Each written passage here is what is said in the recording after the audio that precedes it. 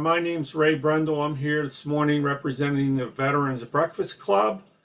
And just let me tell you, if you don't know, a few quick things about the Veterans Breakfast Club. We believe every veteran has a story, no matter who they are or when they served or how they served. Veterans are valued and important members of our community. Their stories are our history. We believe in the power of storytelling because it connects, heals, educates, and inspires. They bridge the divide that separates us. And we feel the best way to listen to veterans or to honor veterans is to actively listen, attentively, without judgment. And that's what we're going to do today. Again, my name is Ray Brendel. I am a veteran of the United States Army. I served in 1973 through 1976. And today we're going to hear the story from another Ray, Raymond Gross, who served in Vietnam. Say hello, Ray. Hello there. Okay. So, Ray, I think before we get into your experiences in Vietnam, let's tell the folks a little something about you. Let's start like before you were in the Army. Like, where did you grow up and just what was your life like before you served? Okay, I grew up in actually the Arlington Mount Oliver area, and I went to high school at the same small Catholic school. Then I went to work at Railway Express. I was 17, so I was there, so I didn't think nothing of it. So after that, I come home one morning where me and my dad was sitting around, and even though I was only like 17, 18 years old, we were having a beer because we both worked night term. And next thing you know, the mail came. I opened up the mail and I got an invitation from the U.S. Army. Okay. So, Okay, so I didn't mention we're broadcasting from Western Pennsylvania, just south of Pittsburgh. And Mount Oliver is a little community in the city of Pittsburgh. So that's where Ray grew up, and he went to high school there. And now I'm going to share your letter. okay. It's really interesting. A lot of people who were drafted received one of these letters. Okay, hopefully you can see that. I'll zoom in here a little bit. And I just love it says greeting, like, hey, here's a friendly letter. Yeah. So you were to report to the federal building in downtown Pittsburgh on August 4th, 1967 at 7 a.m. And again, how old were you at this point? At that point, uh, I would think I was 19. 19. And you graduated from high school, you had a job. Right. Now, we spoke earlier, and you're happily married for a long time, correct? Right. And the woman you're married to at the time you got this letter was your girlfriend, is that right? Right. Okay. So you knew your wife prior to going in. Right. And I've seen these letters, but I've never read it. And I looked down below. I'm not going to show the folks, but I read it, and a little different when I went in. When I went in, they told me to bring nothing, but they told you to bring some clothes for 3 days Right. and money for up to a month. Is that right? Right. Wow. So what did you have to spend that money? No, not really. Anything we went, like, we stopped at a replacement center in Oakland, California. And unless you wanted to buy some beer or else you wanted to play the slot machines, you really didn't need anything. Okay, so from the federal building here in Pittsburgh, you spend all day filling out forms and getting a physical, and Yeah, then they shipped you to where? Oakland, California. Oakland, and you took, is that for basic or? No, no, no. That was when I was going overseas. Let me start here with I went. We reported to the federal building, Right. and then they ran us through all the stuff. Stand on one leg, do this, do that. And you got through, and then a bright spot came. The Salvation Army came in. The Salvation Army had little go packs for us of, it's soap, uh, toothpaste, toothbrush, and a razor. So everybody had something when they first went. Then from there, then they lined us all up, and they says, "Okay, everybody get in line. Let's count off by threes. You know, 1, 2, 3, 1, 2, 3, 1, 2, 3." So they said, "Okay, all the number threes step forward," and they all stepped forward. Nobody knew what was going on. Guy come in and said, "You are now Marines." So, so that's how some people got the Marines. So, So matter of you were fact, like one count away from being a Marine. yeah, right. No matter where you was at. If I was on a cruise not too long ago, and most cruises have veterans meetings. They're very informal. You just sit down and shoot the breeze and stuff like that. And the guy that was sitting beside me, we were talking. He was one of the number threes. He was a Marine that was drafted. So, Now, did they just, was it just Army Marines? Did the like number ones, were they Navy, number twos Army? How did that no, work? one and two was Army. Okay, Just the threes were Marines. So okay. So, then so from go ahead. I'm sorry. then from there they walked us through the city, and they put us on a train over at the P&LE station, Okay, and we went from there, and we went down to Fort Jackson, South Carolina, and that's where we had basic at. okay. Yeah, In those days, basic was 8 weeks, right? 8 weeks, right? Okay. Yeah, and you thought when you was there, you thought it was really hard. Then So, from there, oh, go ahead. well, I was just wondering, did you do all right in basic? Did you struggle, or you got through it, obviously? But Well, I got through it. It was hard for me because it was hot.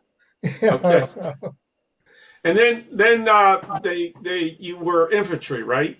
right. So you had to go to advanced training for infantry, and where was that? That was at Fort Polk, Louisiana. Okay. Which I've heard that was even hotter. Yeah, it was even hotter down there. The bad part with a lot of it was when you were in training, if you wore a field jacket, you wore it all day. If you didn't wear a field jacket, you didn't wear it all day. So you'd fall out like at 6 o'clock in the morning, and it'd be freezing. It'd feel like you was freezing because you was used to the different stuff there. And then you turn around, and then by the mid-afternoon, it'd be up like around 90, 95 degrees. So when you fell out, you never wore a field jacket You because you mean knew it was going to be hot. if you put a field jacket on in the morning, you weren't allowed to take it off all day? Right. You Man, wore it all day. only in the Army. And how Yeah, long was your advanced infantry training? that was another 8 weeks. 8 weeks. Okay. Yeah. All right. So you're through basic, you're through advanced training, and now what happens? Oh, now I come home for 30 days. Okay, leave. All right. Yeah. And then I had my orders already for Vietnam when I Okay. went. And so they sent me out to California, to Oakland, California. Flew Okay. into San Francisco, took a helicopter over to the replacement over there. Then you sit there a couple of days so they decide where you're going to go. Then I was sent to Vietnam, which we Okay. knew we were going, just not where. So Okay. All right. So you get to Vietnam, and I have a picture here I'm going to share with you. yeah, this was up at the replacement center up July. That's after we come in. Well, the first thing we come in, we landed at Long Binh. Okay. As we're getting off the plane, we're walking through the tarmac, and there's a high lift coming over. It's full of caskets and pulling onto another plane. So that was a bad experience right off the bat. Yeah. Then from there we went and we stayed there maybe a day. Then they sent you up to Chulai, which this is Chulai. These are the barracks that they had there. Okay. I'm going to share another picture so the folks can see what part of the country you were in. Okay. So this is a picture of basically South Vietnam, and you can see the various units there. And you were in Wang. right here. Yeah, right there. People can see. So if you don't know, the military divided the country of South Vietnam into areas. They called them corps, and there were four corps. And I'll just zoom out here. You can see here's one corps, which everybody called I Corps, Roman numeral or I. And second corps is down here, third corps, fourth corps. So you were up in I Corps in this area here. Right. Okay. And that area there, if you look, you see part of it was on the beach, and then part of it goes back into the mountains. So we did both the lowland patrol and the mountain patrols. Okay. And I'll just zoom out here again. And this was your unit, the 198th, right? No, I was in the 111th. The 11th Infantry. I'm sorry. Right. Okay. Yeah. But anyhow, they were all these units were up here in the I Corps area. Right. Yeah. Okay. Yeah, the Marines were right above us, at least at the beginning. All right. So that last picture we saw, you were at the replacement center, which Right. means that's where you get there and then they send you to your, for lack of a better term, permanent duty Yeah. station. Right. Yeah, you And just now, hoped it wasn't permanent. Yeah. and you told me an interesting story. So you got to Vietnam shortly before a kind of a major event. What was that major event? Tell the folks. The Tet Offensive. The Tet Offensive, which Yeah. is like welcome to Vietnam, right? Right. That was like a big party. Yeah. Big party. Okay. So why don't you tell us your experiences during Tet? Okay. During Tet, I was still at the replacement center. So even though Tet lasted more than a couple of days, it lasted almost 2 years, the offensive. But when we got in there, we were, given our places. We had those, you've seen the bunk, some of the bunk tents they had sandbags around them, some didn't. So we're there and just doing our thing, and the Army does their thing. We went out, we had different training classes and things, went out to like a machine gun range and did this and that. Then, one day we're there and all of a sudden everything starts exploding. And most of it didn't hit us in the replacement center, but it hit an ammo dump on the other side of the hill from us.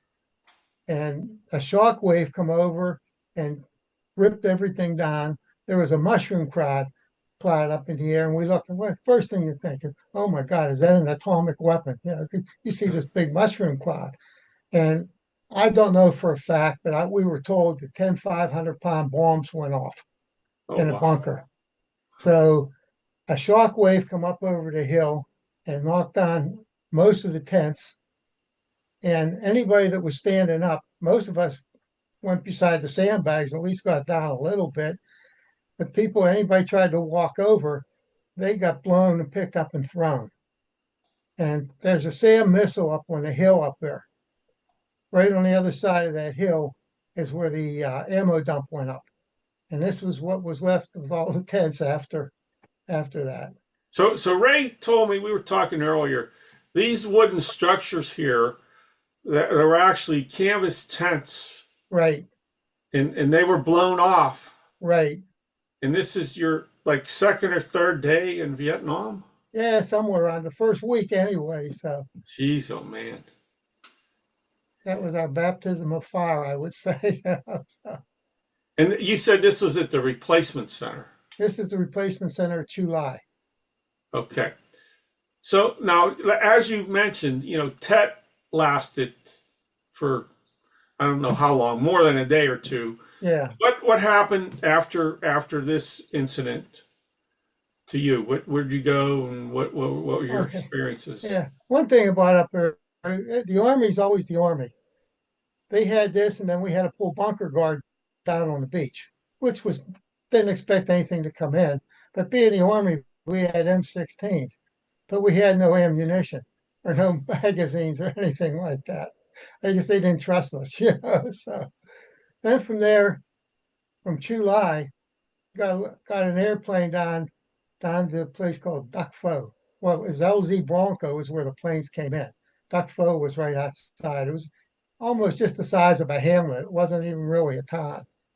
And then we got down there and we reported, they told us what unit to report to. Like I was Company C, 3rd Battalion, 1st Infantry of the 11th Light Infantry Brigade.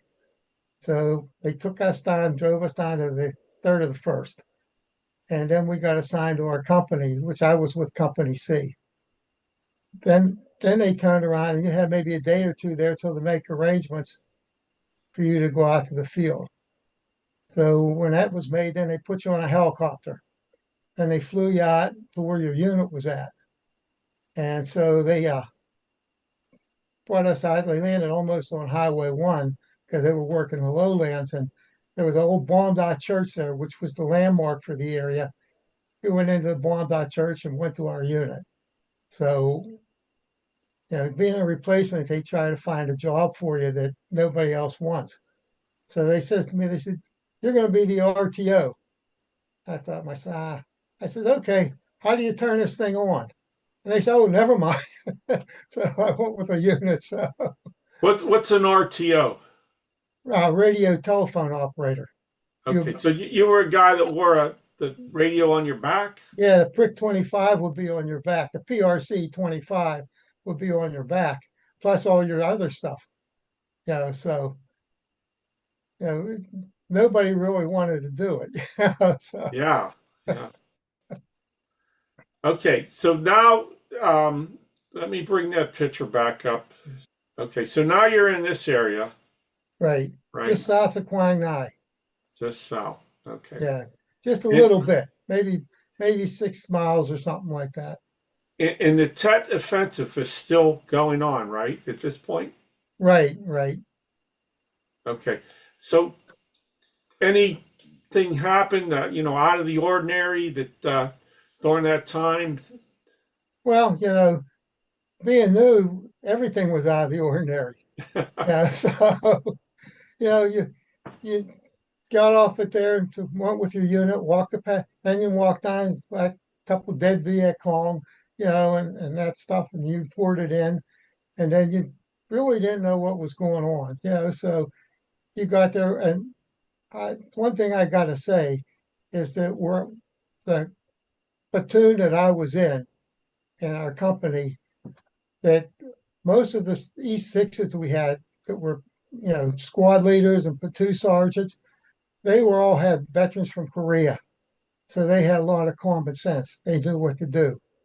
And I think they saved a lot of lives because at that time, the 11th was a Green Brigade. They had just come into country like in November of the year before. So they had only been in country 3 or 4 months. So they really didn't have, they had veterans, but not what you have when somebody's been through everything. Right. So they sort of kept everything in line. They would keep all the second lieutenants in line, and they'd make a lot of the decisions, not the lieutenants, because most of them were straight out of OCS. So that's officer candidate school for Right. people that don't know. So uh, that was there. Then from then on, we started patrols. Then it started getting hard because the heat was like anywhere between 90 and 110 degrees, Wow. and you're carrying like if you were in the lowlands, it wasn't too bad. You was only carrying like a 2-quart canteen, a 1-quart canteen, 4 frag grenades, uh, maybe 300-400 rounds of ammo, and a couple smoke grenades. I always used to tell everybody I carried two. I told them, I said, the first one's for you if you get wounded. The second one's for me. So make sure we have one. So Okay. So that was your typical day in Vietnam. You just go out on patrol? right, just go on patrols. And Okay. Well, let's share some of these pictures. Ray has a really nice set of pictures. Now here, I assume you took this picture when you were out on patrol.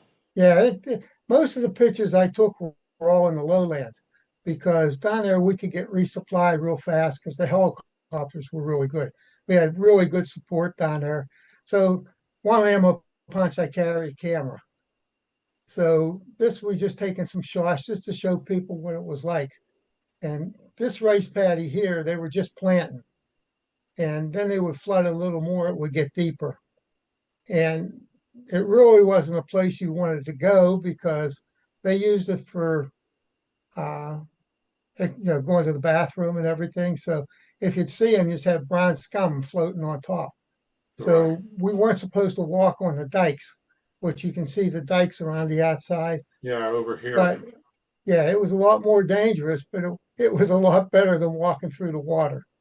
Because correct me if I'm wrong, but the dikes or these raised areas, the VC would often put mines or something in, Right, right. so it Yeah, was dangerous. yeah, because mostly what they had was bonds and betties. I don't know if you know what they are. You'd step on them, then they'd pop up in the air about 3 feet and explode and send the stuff out. Right. Yeah, Right. we hit a lot of them when we were over there. So So you had your choice of walking on this raised area, which was probably mined, or walking through human waste. So if people didn't pick up on that, it was common in Vietnam during this time. The farmers would fertilize their fields with human waste. That's correct, right, Ray? right, right. Matter of So fact, you when had I come home from over there, I didn't eat rice for almost 50 years. So okay. So what a choice to have, huh? Okay. yeah, oh yeah. Well, you followed the guy in front of you, so you spread Okay. out and you try to stay, some distance between because inevitably you get some sniper fire or something as you was walking along besides anything else. I mean, we had one sniper we didn't even go after because he never hit anybody. So sort of left him go. So Wow. Wow. Okay. So we got some more pictures here. So what do you remember this picture? What's going on here? well, this is just we were just going through the town right outside of LZ Bronco. This is a kind of little town called Duck Pho, Ducpho. And this was what we had. A lot of people, I know I talked to Todd, and people see these movies where people come back and they have this big stuff all outside the compound that they had bars and they had this and that. Well, this is what we had. This was it. The biggest thing they had there, they had an ice factory where they made ice. Wow. So Yeah, this is a convoy. You're in one of the trucks taking this yeah, we were picture. probably going out when we were there. Sometimes what would happen? Sometimes if you were back at one of the bases, you would get on and go out on a combat assault. So you go out by helicopter. If you were going out somewhere on Highway 1, a lot of times they'd just put you in trucks and send you out off Highway 1. Then you would unload and start your patrol. Okay. So this is Highway 1, right? Right. This is Highway 1. That's the big road. So Okay. And this is just a little village right outside of your post. right, right. It's just a little bigger than a hamlet. Hamlet's Wow. just a real small place. This was a little bit bigger. So what would you? I don't know if you ever estimated. Was it just like 100 people in this village? Not a big I really place. don't know because I only rode through a couple of times, maybe 100, maybe two at the most. Okay. Oh, wrong way. Okay. Here's Okay, this picture here is something. yeah, this was taken every once in a while. The army would give you a little break from humping, and they would maybe put you on a bridge for a week. And what it was, the bridges over Highway 1, the Viet Cong liked to blow them up. So especially like in at night when they could get in. So we would get sent out. You might be there 3, 4 days. You might be there a week, and we would guard a bridge for a week. And these were the local kids that we got to know because we were out there so often. You know, you know, they just come and they would just socialize, and they weren't getting much because we didn't have much. We had we didn't have a PX. We didn't have the PX was on the main base back at Bronco, but we didn't get back there like maybe 2 months, 3 months, and then we get like 2 or 3 days off and get to sleep in a bed. So these kids were just there, and they were very, very sociable. Yeah, This picture, I don't know why this strikes me. I don't know, the opposite of war. We're over there fighting a war, and here are these innocent kids. They just want to, I see this soldier, an American soldier, I'm sure, strange to their culture, and they just want to make friends. Yeah, yeah, they come out, and these were kids. These kids look good compared to some of them. Okay. There was a lot of them that you'd be at. These were the ones that were like down around where maybe there was a hamlet or village, but the ones that were further out, a lot of times, I don't know if you've ever seen uh, malnutrition, but Yeah. they have the big stomachs that stick out. Yeah. Yeah. And you would see these kids like that, and you really felt bad for them. So Wow. you would give them what you could. Yeah, it's we weren't supposed to, but we did anyway. So Yeah. So if I didn't say, there's Ray right there in the middle. yeah, right Lovely there. kids. Great. That's a great picture. All right. So, This was back in the replacement center up at Chulai after the. This was the mess hall after the Tet offensive, okay. the So this first night. this was the again, you're only in country a day or two here, and the mess hall tent got blown away. Yeah. Wow. Okay. This is our deluxe accommodations. Most of the time, most of the times we slept out in the weeds somewhere, in an old. A lot of times it was in a bomb crater, or it might have been whatever. I can remember getting pinned down and spending like a night in a dry rice paddy because we couldn't move. But this here was a bunker, and this was the inside here, and the outside is all sandbags up on the roof and over and down. And you can see we were out in the field. We had just come back and we're all soaking wet because it probably was about 100, 110 degrees. But we would spend the day around the bunker. And then at night, two people would try to sleep inside. And the only thing that was bad about it was because there were a lot of rats, and the rats would run over you at night. Oh my. So, so you sort of, a lot of times if it was decent, we slept up on the roof. The only time you went in was whenever it was raining or something. But Wow. that was it. We seen a bed when I was in the field because I did both. I was in the field for about 9 months. Then I went back to the supply room, which was another story because uh, when I was out in the field, I don't know how many times I passed out from the heat. And Wow. I get an IV out in the field. And then finally, towards the end, we had gotten a new medic, and he gave me one IV when we were down. And then he come out the second time I went down. He says, "Nope, send him back." So I went back to the rear, and they sent me to the hospital. So I was in the hospital, and they started an IV. Well, they didn't do nothing really till the next morning. I got up and went to have breakfast. I man, pancakes, hot pancakes. That's really great. So I go eat my pancakes, come back, and these uh, medics or orderlies or nurses, whatever they were, they came, got me, and they put me back in bed and stuck an IV in my arm. So I was there for like a day or so. Then I went back to my unit. When I went back to my unit, my old squad leader was the supply sergeant, and he had gotten out of the field a little bit earlier. And he says to me, he said, "Hey, do you know how to, do you know how to be an armor?" I looked around, I seen books. I said, "Hell yeah, I can do that." So I stayed back with him. Okay. So now you mentioned something, and again, my experience in the military is a lot different than yours. So when you were in Vietnam, you said something about the main post, About the what? the main post, or Yeah, the main base. What it is, we had LZ Bronco was the main area for the battalions. The whole okay, battalion was down there. Like you had a third of the first area, a fourth of the third area, a first of the 20th area. The helicopters were based there. Uh, the hospital was there. So that was the main base that we had. Then off of there, you would go like going north. The first one was we had was LZ Liz, And then the next one up was LZ Dragon. They were just landing zones. They had a mess hall and the bunk, and that was about it, nothing else.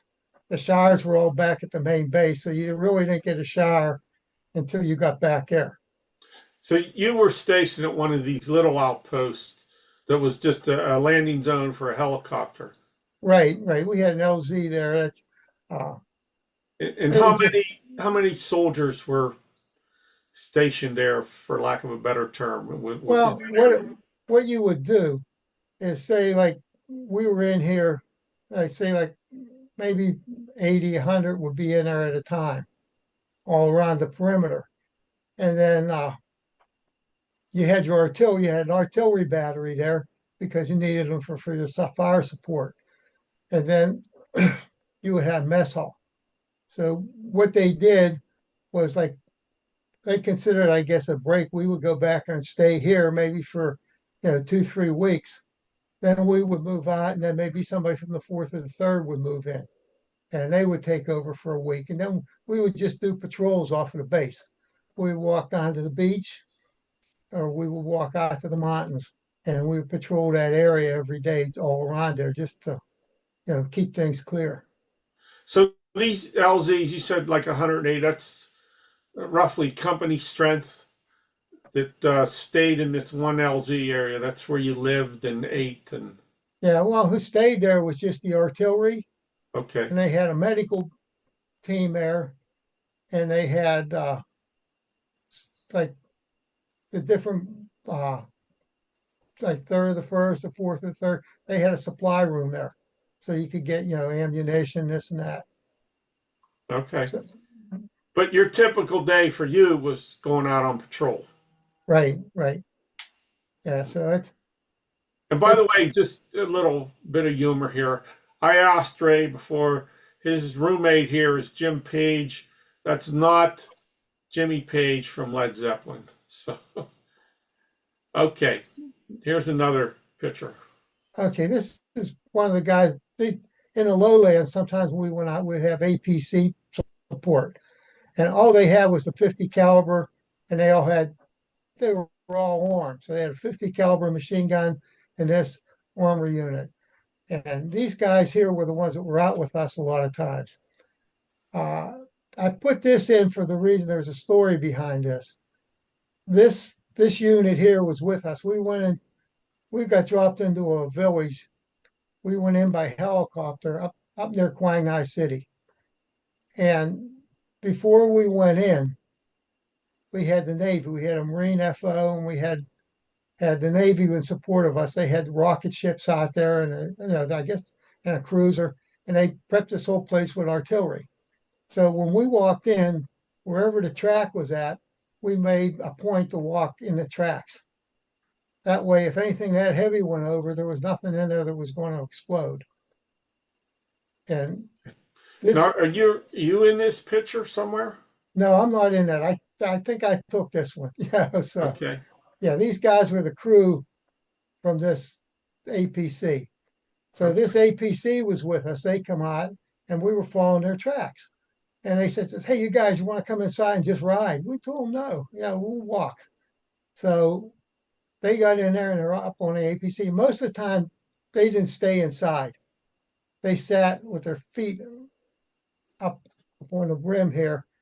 They sat and they would put their feet inside the APC and they sat on top. And this APC went in and we were following it, and it was a little ways in front of us.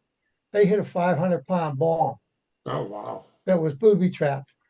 And by the time everything I mean, we all hit the ground, we laid, and this thing just burned and that because they were loaded with ammunition and everything, and it melted the APC down that it was just a little hunk on the ground by the time we got up to it. But the interesting thing was these guys, every one of them, because I talked to them later, you thought they had been gone, but the way they were sitting, the they got blown out of the APC. Even the driver got blown out. They went over a bunch of palm trees and landed in a wet rice paddy. And uh, the colonel was flying around there. His name's Colonel Henderson. And he landed his helicopter and picked these guys up and took them into the hospital. Wow. So that after they were done, the only thing they had when I talked to them, when they sent them back, I talked to them. They just had a little trouble with their hearing, and they said they told them that that was going to go away. No. Wow. That's uh that's something. Okay. Get the next picture here. Here you are. Yeah, that's just a day patrol. It had to be off of LZ Liz because that's where when we did the lowlands, that's where we worked out of. We either that or we went out in company strength and made an an NDP, defensive perimeter, and then we would work out of there. So many guys would stay back and stay at the perimeter, and so many guys would go out on patrol. They go out on night ambush, which I used to try to get into the night ambushes because the sun wasn't out and it wasn't so hot. So you could go out and it's usually like a 10, 12-man patrol. Okay. Now, do you remember approximately how much did all this gear you're wearing, how much did that weigh approximately? Well, let's see. This was when it was light. We usually carried a 2-quart canteen, a 1-quart canteen, 2 ammo punches filled with magazines. I had just on here like maybe 10 more magazines, 5 more magazines there. And this wasn't bad. This is probably only about 20 pounds or so. Okay. And do you remember back then, how much did you weigh back then? Well, I think when I went in to Vietnam, I weighed about 160 pounds. I think by the time I got through here, I was about 145 or so. Wow. And every day was 100 degrees plus. Just about, yeah, Wow. yeah. But once in a while, you catch a break. You get down to the beach, and you get a nice breeze off the beach, and then if it was a company operation, you had enough people. Usually, it was a company. Whenever you was down there, uh, 3 squads at least would take and make a perimeter down to the beach, and then each squad would take a turn going in and swimming in the ocean and getting cleaned off a little bit. And Because down in just tell the folks, Ray, how many soldiers are in a squad approximately? approximately 10, 10. Okay. yeah. Which from the time from Tet, we never had a full squad. So normally what we did, like if we went out on patrol, there'd be 2 squads together to make up enough people to go out. Because we did a lot, like in the lowlands, we did a lot of patrols with 10, 12 people. Okay. You know That's what? that, yeah, Before that's we the get into this picture, I'm going to back up. So, okay. um, you went out on patrols. Were there any incidents that stick out in your memory? Did Were you involved in firefights ever? Or Oh yeah, we got shot at almost every day. It just okay, depended on what happened. There was one we went in, we walked down through the rice paddies. And when you walk through the rice paddies, you would hit an area where you would like rise up a little bit, and then there'd be pine trees there, or tree line there. So then from there you go through the tree line and out to the beach. And when we were walking down the one day, we were back like about the back of the line. So we walk through and we walk in this big up past here, and all of a sudden the people in front of us got ambushed. And I remember that especially because I was laying down in the ground on the ground until they told us what to do. And then the medic was there with me, and his name was Doc Edwards. And as soon as I heard all that machine automatic weapons, I think it might have been like a BAR and automatic weapons up there. Uh, they said, yell for medic. And when they yelled for the medic, I looked at Doc Edwards and his face just turned pure white. And the only thing he did was grab his bag and run up there. So there's some of the people I have the most, you know, respect for. Them and yeah, medevac pilots. yeah, okay. All right, now this picture. Okay, that was back at the replacement center at Chu Lai. I just wanted to be able to show the big picture was it so people could see the beach. That beach was better than any beach we had in the United States. It was longer. It was beautiful. Imagine it's even more beautiful now since they clean them up and I guess they put resorts along there now. Yeah, I've read that a lot of the Vietnamese coast has these high-end resorts. Yeah, yeah, that's what I heard. I said I can say it was beautiful. It really was. That And this water is the China Sea, right? yes, the South China Sea. Okay. All right. So here's the last picture we have. There you Okay. are. Yeah, this was like on a day operation outside LZ Liz. We stopped we stopped in a little hamlet to have lunch. And while we were sitting there, that get the camera out because all the pictures I have are from the lowlands because I carried an extra 4 or 5 magazines when we went into the mountains because you never knew if they were going to be able to get supplies into you because a lot of it was triple canopy. So you never knew what was going on, so you tried to carry what you wanted. Yeah, but like you said before, I noticed the bullets. I think I was with the machine gun squad at this time because I was carrying 200 rounds of machine gun ammo for the M60. Okay. No, we had a little discussion prior. I'll just share with the folks. The Breakfast Club, there's been, I guess we'll say, a debate. If you see these bandoliers that Ray has on here in this picture, the bullets are facing down towards the ground, the pointy end of the bullet, the ballistic part, as opposed up to his head. And Now, the why was that reason I again, did it Ray? that way was because the business end of the ammunition had a point, and the other end didn't. So if you had these up around your neck, and usually maybe you had to go through some bush or something, you didn't want them pushing up in your neck. Right. Okay. I think the controversy, or that's not maybe the right word, the conversation we had, there's a memorial in DC about Vietnam, and one of the figures in the memorial has a bandolier on, similar to what you're wearing, and the Right, bullets are pointing up towards his head. right. So Yeah, that generated a conversation in the yeah, Breakfast Club. yeah.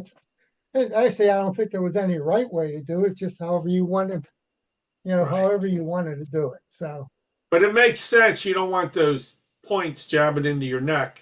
yeah, right. Okay. Is there any incident or story that you want to share with us that we haven't gone over? Yeah, there's one. That when we were up on the LZ Liz, it was a mountain, a big hill went up and then another big hill.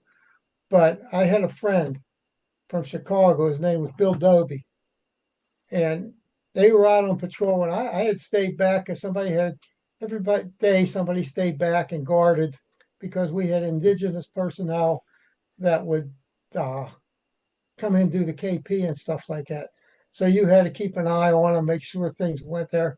So there was a bunker right down over the hill, and there was a lieutenant. There was a patrol coming in, and as that patrol was coming in, there was a helicopter which was up above, was taking off. And when they took off, they would make a dip, and then they would go back up. And what happened was somebody had left the cap off a Claymore mine. They have a shunt cap that goes on the front that cuts it off so you get no current through it. Well, somebody left the cap off and the Claymore mine was still set out. And Dobie was coming in and he was following the lieutenant. And when that helicopter took off, the static electricity set the Claymore off. Oh, And they wow. were right in front of the Claymore. So he only got one pellet. The poor lieutenant that was leading them in, he got the brunt of it. If nobody knows what a claymore is, it's like C4 explosive, and then they have BBs, big BBs in the front that they go, and when it explodes, it pushes it out and it covers the area. And this poor lieutenant, he caught the whole thing. And I just remember, I was up on top. They were trying to get down. I grabbed a stretcher and ran down the hill. And all I could do was pass the stretcher over to them. And later, Dobie was assigned. He went to the hospital. He come back to the unit. They didn't send him back out. They put him in charge of the jeeps. And the poor guy, he ended up, he had appendicitis. Then they had to send him back to the hospital. Oh, wow. But the worst part was he come home. He was alive. He was doing pretty well. And he was in Chicago and he was making a turn and somebody hit him from behind and pushed him into oncoming traffic and he got killed. Oh, man. Yeah. Wow. So there's different things that happened there. I remember one time we was down there and there were some things going on. We were on the bridge and we had the APC that was there. And somehow they were down in the hamlet doing something. I had no idea what they were doing. And they got hit when they were in the hamlet. Hit means they got attacked. And I know that they had a lieutenant was on the one APC. He he just about lost his arm. And somebody they put a tourniquet on it, and he wasn't going nowhere. They went back. He went back into the village. So that's the kind of people you had Wow. that were doing there. It's a Yeah. friend of mine, Kenny Knotts. We were in that village up near Quang Ngai. Somebody stepped on some Betty. He lost both his legs, and a lieutenant was wounded. The lieutenant evidently was in quite a bit of pain because he was moaning, and I guess Kenny told the medic, take care of him. I'll wait. And that didn't happen. But Kenny went back. He lost both legs. Jeez. So and that's another time. The new medic we had. I don't even know his name. The guy that sent me back, he wasn't there that long, and all this stuff was going on. We went in to that village, and we prepped it from the Navy for about 20 minutes or so. And we go in, we're walking across, and I hear this hooches. You hear this stuff in there, and we walked up, and here's a bunch of women in there. They have a dead dog. They're taking everything off. I guess they were going to have it for dinner, and it got through there, and this place was heavily booby trapped. That's what we call them instead of IEDs. We called them booby traps at that time. And the medic, I was right near the medic. They started yelling for medics from down, ways off. And same thing happened. Guy picked up his bag and ran down there with no regard for himself. Yeah. Yeah. Medics are extraordinary people. Yeah. Yeah, they're a special breed. So them and the pilots. Yes.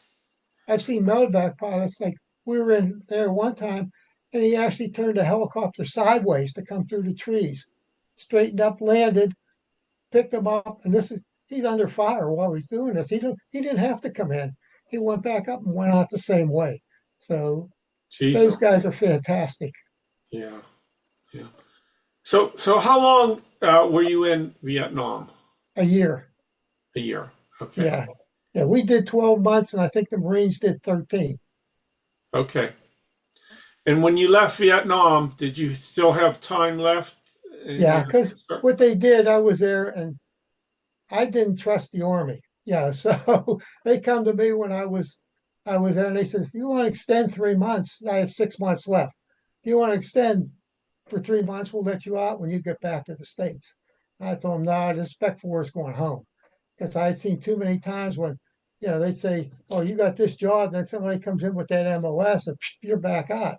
So I said, no, I'm going home, which I think was a good decision for the simple reason being that I come back to the States, I went home, and according to my mom and dad, they said I acted strange. So I was there for like my leave for 30 days, and they sent me down to the 197th in Fort Benning, Georgia, which was a support battalion for training.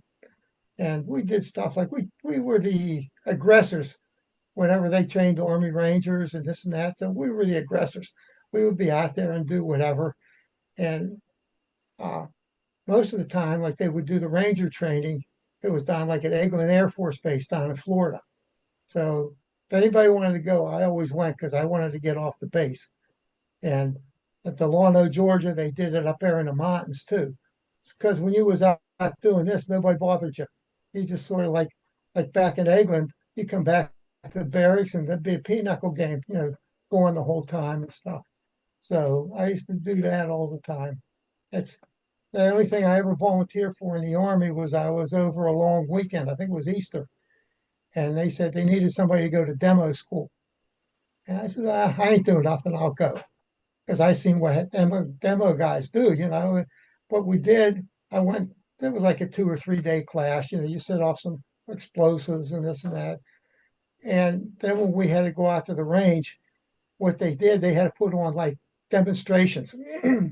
They would put on these fire maneuver demonstrations. They'd be shooting blanks. And you get back, and those rifles would be so dang dirty that you'd spend half the afternoon trying to get them clean because blanks were a lot worse than regular ammo. But after demo school, I would go on a demo, and all I had to take was a steel pot and a canteen. We go to the ammo dump, pick up our blasting caps and TNT. We go out to the range. We go out and set the pits. They had what they call fire pits, where they were wired up to a main place up in the demo thing, and you put quarter pound charges of TNT in them. Well, first thing you do, you go up and you had a lock. You lock the box up that sets the charges off. Then you go out and set the charges. Then we come back and they'd unlock it. Then we go sit around. Then they would run a demonstration through, and when these guys are running through, they would blow up this TNT in a box. Then we'd have to go out and set them again. Then they do the main demonstration. Then we went out and cleared the pits. Went back to the base and take a shower, and you was done. So that sounded a little dangerous to me. So you were in danger in Vietnam, and then you come home, you're still in danger. Yeah, well, yeah, we really didn't think so because we were trained pretty well with the TNT, and it was a quarter pound block, so it wasn't really all that much. So, And how long after you got out of Vietnam, how much longer did you have to serve? well, I had just come, I think it was about 6 months, but 30 days of that was leave, Okay. so it wasn't too bad. So, but Okay. what I started to say before I went off on a tangent is that I think it was good I went back because when I went back after my leave, when I come home, I was back into sort of a routine, even though I went on this stuff like training Army Rangers. Uh, I had been with military people. We had some new military people, and we had short timers like me, and it sort of helped me calm down a bit before I come back home. And at home was good too because my dad was a World War II veteran.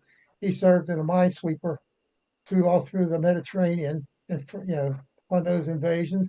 And my uncle was in the Pacific. He lived upstairs.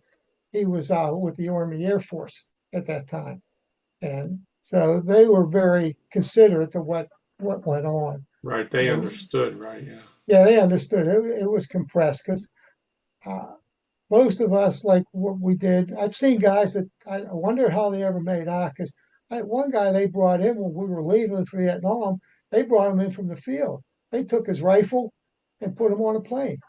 He come in, I said, how do you do that? How do you Yeah. decompress? They brought him back to the States and discharged him. So, a lot of that was brought on to, Right. the problems, they didn't have time. Nobody had time to decompress. So, That's a good point, Ray, because I've heard of many Vietnam vets or any combat vet from any era, but I'm of the Vietnam age era, and yeah, it was tough. You're in yeah, a firefight, and 48 hours later, you're back in the you're States. back in Seattle getting on an airplane to go home. Yeah, So, yeah, that's really something. yeah, yeah. So I always felt bad for those guys. They didn't have a chance to adjust. Right. Even though I can remember after when I worked for Verizon when I come home. Actually, at that time it was Bella, PA, Hmm. and I got a job and there, and I think I was started off as a janitor, and I was driving out in Squirrel Hill, which is an area, past the universities and that. And I was driving down I had a couple different buildings I had to go to and do my, do my work. And a school bus backfired. I almost wrecked because I was starting to hit the ground. Wow. So, Yeah. yeah, so it's Well, so I something, was going to ask you, so basically 2 years in the Army, right. and you come home and you're like 21, 22, something like that. Yeah. I could buy a beer then. Yeah. Yeah. Now, we mentioned before you went in the Army, your girlfriend who became your wife, Yeah. did you two write each other when you were in Yeah. Vietnam? Okay. Yeah. Yeah. In Vietnam, my mother was, and my dad was a worrywart. My dad, especially, he's like me. He'd get nervous about all kinds of stuff.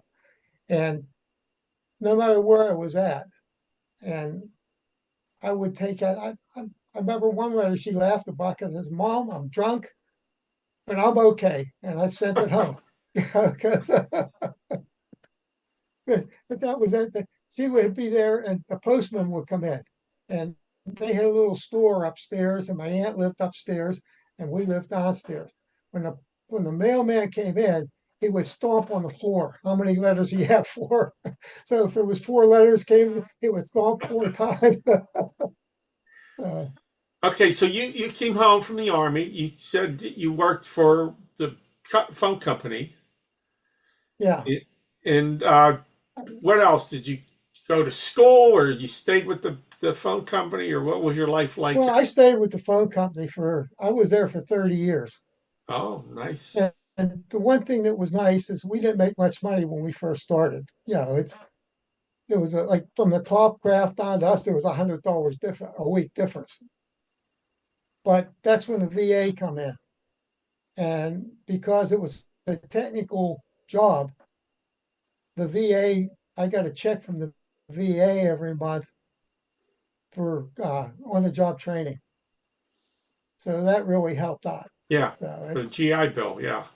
Yeah, on a GI Bill, right. So that was good.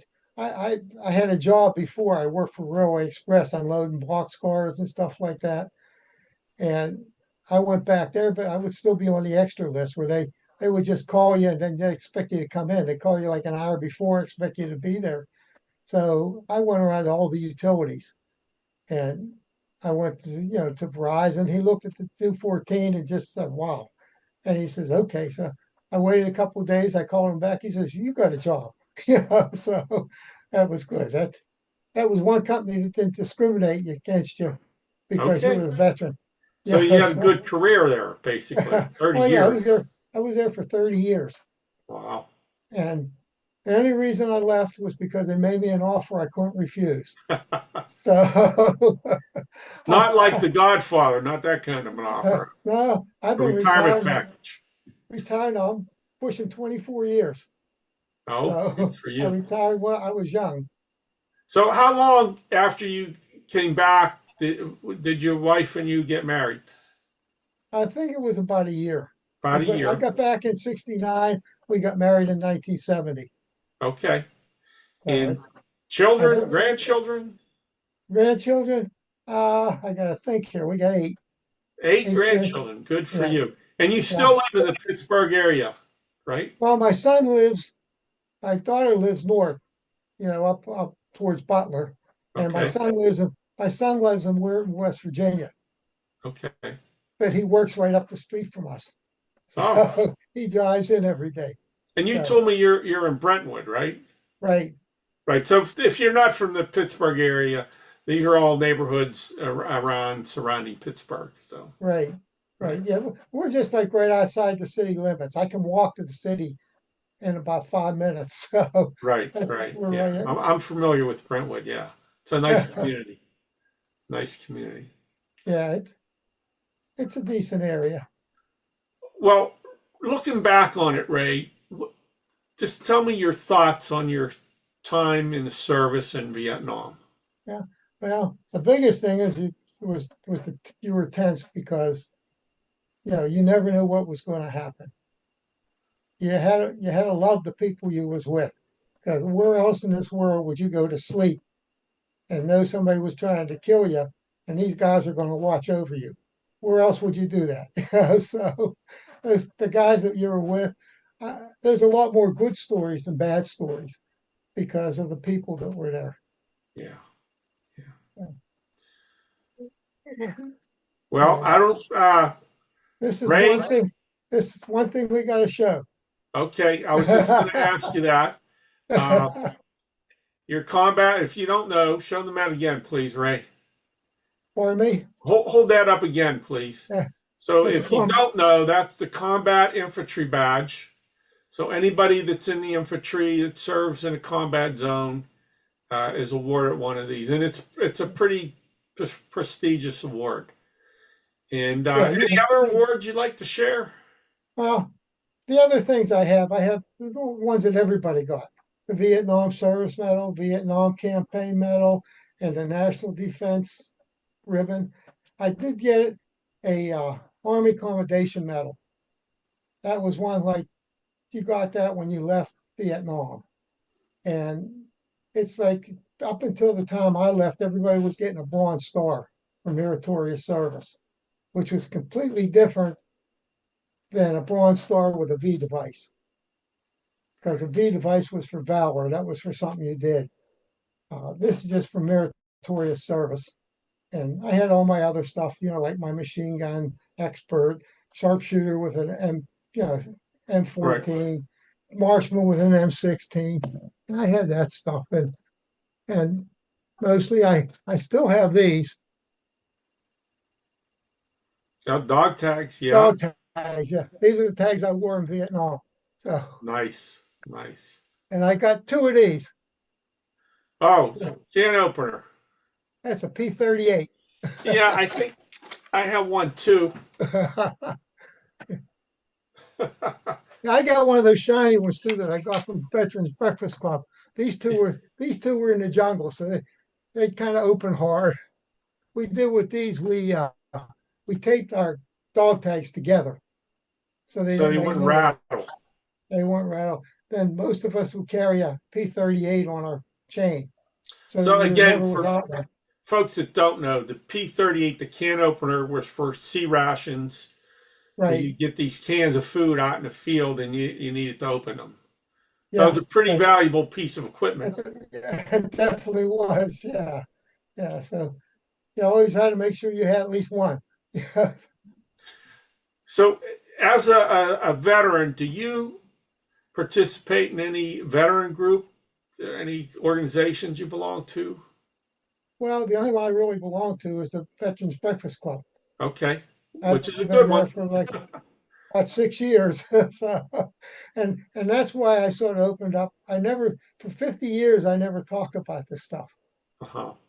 And not even to my wife. Yeah. So, since What I, did you find it difficult to talk about your time in Vietnam? no, I think what it was, I didn't think anybody'd be interested because when we come home, you never talked about it because it was 1968, 1969. After Tet Offensive, you come home, people wanted to throw stones at you. Well, And that was another question I had here on my list. When you came home from Vietnam, how were you treated? Were you ever disrespected? no, not really. I almost got in a fight one time. Okay. But yeah, my wife worked at the college over at Pitt, and we went to a party, and I almost got into it with somebody over there wanted about something. He did something I didn't like, and I told him about it. So other than that, yeah, I've talked to Vietnam vets who were told not to wear their uniform home. right. Well, we were had to wear it to get the fare, to get the special airline fare, because you could get a military discount. So if you didn't have the money, you wanted that discount. But I come home and back at those days, uh, when I was when you come into the airport, your parents could be at the gate waiting for you. You didn't have to go through security and all that stuff. So I got there. When I got in the car, come home, and I didn't put my uniform back on until I had to go back. So Okay. So you said you started talking about your experiences 6 years ago when you got involved with the Breakfast Club. yeah, well, that's when I started thinking about it and started telling like people close to me a couple things. But then as it goes on, I sort of open up because I've met a lot of good people there, and Right. a lot of people that have a lot more problems than what I have from Vietnam. So, you share that. Like, and then I think there was one incident, like since I come home, that really got to me was up in, I think it was up north, up where they had the mobile Vietnam Veterans Wall. Okay. And I went up there and I met a guy from the 25th Infantry. And he was standing there, he was almost shaking. And we started talking and we talked for a while. And here what it was, he was scheduled to go on a trip to Washington, D.C. And he didn't know if he would be able to go to the wall and hold himself together. So he came to the mobile wall just to see. And so we stood there and talked for about 20 minutes, and hopefully it helped him a little bit. Yeah, Did it so help you? yeah, it always does. Yeah. The first time I went to DC once, and my kids were real young, and I'm not even thinking about it. It's we were down there, so I said we walked down to the Vietnam Memorial, which I fell in love with right away. Especially after they added the nurses. But my cousin was on that wall, and some of the guys I knew were on the wall. But the thing I didn't hit me when I went down there, it was so sad. It was Father's Day, and the place was packed, and people were doing Wow. rubbings and leaving stuff at the base of the wall. And it's kind of hard to hold yourself together in a situation like that. Yeah. Yeah, Yeah. yeah. Well, I'm sorry. I didn't know you lost a cousin over there. What's that? I didn't know Oh, you lost a cousin. yeah, it was my second cousin, my mother's cousin. Yeah. But he got killed right before I went over. Oh, gee. Yeah. So, as a matter of fact, they wouldn't let me go to the funeral home because Oh, I was going over. So they refused to let me go, my mom and dad. Yeah. So trying to protect me a little bit. I go to the Breakfast Club events too. Which venue do you usually go to? I usually go Bethel Park. Oh, I'll have to see you there because that's the one I go Yeah. to. Yeah. I said, I met a lot of good people there. Yeah, Yeah. Todd. If so, again, if most people who are watching this probably know, but if you don't, Todd DiPastino is the director of the Veterans Breakfast Club. He started this wonderful organization, which both Ray and I are involved with, and it's all about veterans telling their stories, and it's just a wonderful organization. We have in-person events all around Western Pennsylvania, South Hills, Beaver County, Butler, all over. Look at our Yeah. website, veteransbreakfastclub.org. We have online events every Monday and Thursday at 7 p.m. And we travel. So we have travel events. So check out the Veterans Breakfast Club if you're not aware of it. Yeah. We Ray, had some go we had ahead. some big ones too. Like we had the memorial for Julia down at the Heinz History Oh, Center. yeah. We do a Yeah. lot of events. Yeah, that was Yeah. a Yeah. great That event. was a nice one. Yeah. And then we had up until the last few years, we've been going to the casino for the birthday on the Right. Yeah, BBC. I've been to those Uh, events. Yeah, like I yeah. said, we have them all over. Yeah. Todd and It's his really, crew does a great job. yeah. And you don't have to be a veteran. You can be anybody. Just come and listen to stories. Right. Good point. You do not have, we take veterans from any era, any branch of service. You Right. don't have to be a veteran, as Ray just said. We just want Yeah. you to come and listen. And it's Yeah. free, unless, Right. if you're going to eat the food, you got to pay for the food. But Yeah. to attend an event is free. The Yeah. online events are free. Yeah. In-person events are free unless you're going to eat. So, Yeah. yeah. Me and my wife talked about it, and going to the events, there's people like Ed and Julia and people from World War II that we actually heard their stories straight from them. It's a lot different than looking in a book and reading it. It Right. because it Right. comes from their heart. Right. Yeah, I agree with you. And if you don't know what Ray was referring to, a couple people who are World War II vets who unfortunately we just lost, Ed and Julia, and Yeah, they were great people, and we really enjoyed hearing their stories. right. And And we they were enjoyed hearing your story, Ray. so yeah, Todd told me he's going to get me one of these days. So, Okay. Well, Ray, it was great talking to you. Thank you so much on several different accounts. First of all, thank you for your service, especially your service in Vietnam. Thank you for doing this interview.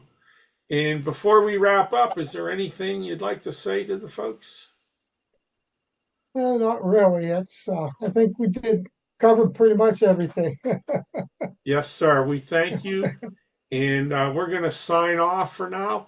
And Ray, again, thank you so much. And I hope to see you at one of the events down at the Okay, I'll keep my Bronco. eyes open. So, Okay. Thanks, Ray. okay, thank you. Bye, everybody.